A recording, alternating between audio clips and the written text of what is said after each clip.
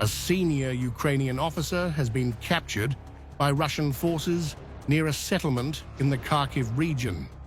Moscow says Major Maxim Trofimuk, an intelligence officer of Ukraine's 6th Border Detachment, was taken prisoner during an attempt to reclaim a lost position.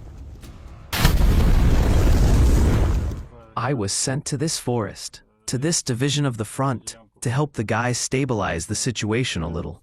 But I went there, saw that it is absolutely impossible to hold the defense on this section of the front now.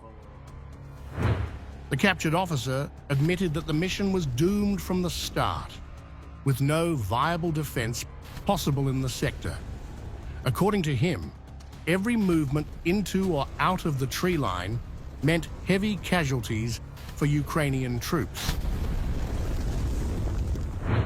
Every entry or exit to this landing is a loss for us. The longer we stand there, the more of our fighters we will lose. Trofimuk further revealed severe losses, saying only a few wounded could be evacuated from the zone, while the dead remain behind in large numbers. A very large number of killed and wounded.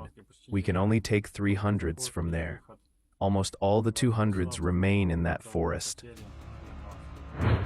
Meanwhile, Russian forces launched an overnight strike on Ukraine's Sumy Oblast.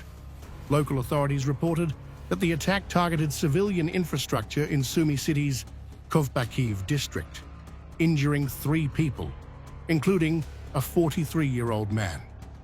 All the wounded have been hospitalized. On the front lines, Russia claims significant advances. The Defense Ministry announced the liberation of Zeleny Gai in the Donetsk region and Malyevka in Dnipropetrovsk. Moscow also confirmed precision strikes on Ukraine's defense industry facilities, saying all assigned targets were hit. Battle footage released by Russia shows FPV drones disabling a Canadian-made Senator armored vehicle and a T-64BV tank in Sumy region. Additional video highlights the deployment of Gyatsin B guns, Nona SVK self-propelled mortars, and UAV-guided strikes across multiple sectors.